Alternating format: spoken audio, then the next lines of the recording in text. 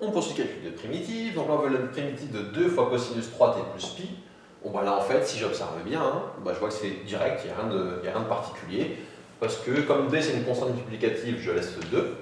Une primitive de cosinus, ça va être sinus de ce qu'il y a à l'intérieur, 3t plus pi. Et quand je dérive 3t plus pi, j'obtiens fois 3. Donc quand j'intègre, il faut que je divise par 3. Et voilà qui termine le calcul. Donc là, c'était assez immédiat, c'est pour ça que je l'ai fait directement enchaîner avec la 12. Primitive de cos t puissance 4. Bon, bah là, j'ai à nouveau un polynôme trigonométrique. Est-ce que j'ai une puissance impaire? La réponse est non. Du coup, je n'ai pas le choix. Il faut que je linéarise avec les formules de l'air. On va refaire ça encore une fois. Et c'est reparti. Hein.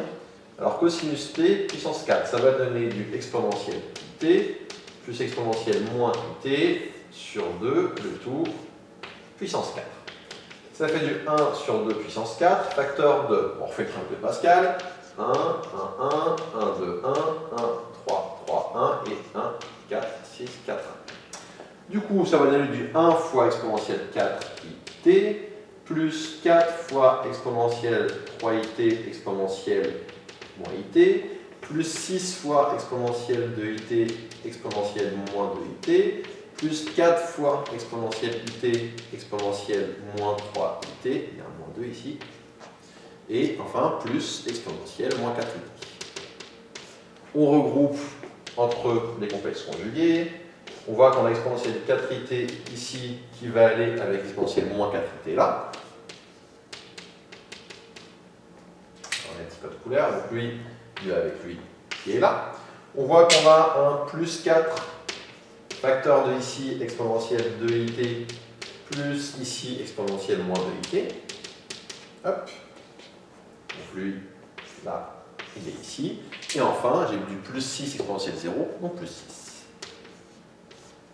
On trouve donc 1 sur 2 puissance 4, facteur de, là comme j'ai un plus au milieu, c'est du cosinus de 4t, donc là j'ai 4t en exposant, plus 4 fois 2 cosinus de 2t, plus 6.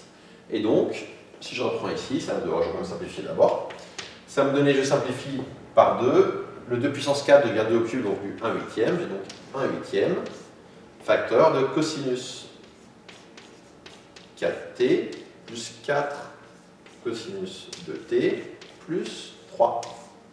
Et donc, ça me donne une primitive de ce qui est là. Je peux sortir le 1 huitième qui est en facteur. Je vais avoir 1 huitième facteur de primitive de cosinus 4t, ça va donner du sinus de 4t divisé par 4, plus 4 fois cosinus de 2t, ça va donner du 4 sinus de 2t divisé par 2, et enfin plus primitive de 3, ça va donner 3t. Donc ça fait, je peux laisser le 1 huitième en facteur, 1 huitième, facteur de sinus 4t sur 4, plus 2 sinus de t, une simplification, hein, 4 sur 2 ça fait 2, et plus 3t. Et voilà qui termine ce calcul de primitive.